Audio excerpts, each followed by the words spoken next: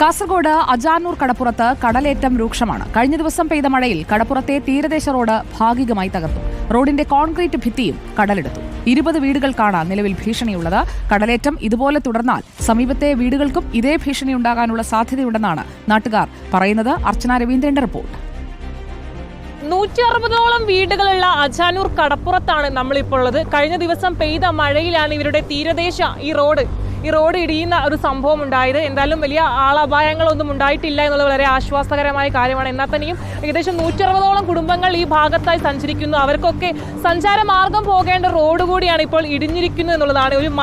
ഒരു തുടർച്ചയുള്ളൊരു മഴ വന്നാൽ കൂടി ഇവിടെ എല്ലാവരും വളരെ പേടിയോടെയാണ് ആ മഴ കാണുന്നത്. കാരണം തീരദേശ മേഖല ആയതുകൊണ്ട് തന്നെ കടലാക്രമണം അടക്കം ഈ ഒരു ഭാഗത്ത് ഉണ്ടാവുന്നുണ്ട് എന്നുള്ള അവിടെയുള്ള ആളുകളടക്കം പറയുന്നുണ്ട്. എല്ലാവരും തന്നെ വളരെ ആശങ്കയിലാണ്. ഭീതിയോടെയാണ് മഴ പെയ്യുന്ന സമയത്ത് കടല് അതിപായം ശോഭിക്കും. ആ ശോഭിക്കുന്ന സമയത്ത് തൊട്ടടുത്തുള്ള പല വീടുകളും ഭീതിയോടെയാണ് കാണുന്നത്. കഴിഞ്ഞ ദിവസം 5 ദിവസം മുമ്പ് ബഹുമാനപ്പെട്ട പഞ്ചായത്ത് വൈസ് പ്രസിഡന്റ് ഉൾപ്പെടെ ഇവിടെ സ്ഥലം സന്ദർശിക്കുകയും ഇറിഗേഷൻ ഡിപ്പാർട്ട്മെൻറ്റ് ഉദ്യോഗസ്ഥന്മാർ വന്നു ഇതിൻ്റെ അവസ്ഥ ഗൗരവമാണെന്ന് മനസ്സിലാക്കുകയും ഞങ്ങളൊരു 10 ലോഡ് കല്ല് പെട്ടെന്ന് ഇട്ട് തന്ന് ഇതിനൊരു പരിഹാരം കാണാം. പക്ഷേ അതൊന്നും ആവില്ല. ഒരു 10 ലോഡ് കല്ലെന്ന് പറയുമ്പോൾ ഒരു പരിഹാരം പോലും ആവില്ല. പക്ഷേ അന്ന് അത് പറഞ്ഞ വാക്ക് പാലിക്കുവാൻ പോലും അവർ ചെയ്തില്ല. പക്ഷേ ഏറ്റവും വലിയ പ്രശ്നം ഈ ക്ഷേത്രഭരണ സമിതിയുടെ കീഴിൽ ഈ ക്ഷേത്രത്തിൻ്റെ കീഴിൽ 2000ഓളം വീടുകളുണ്ട്.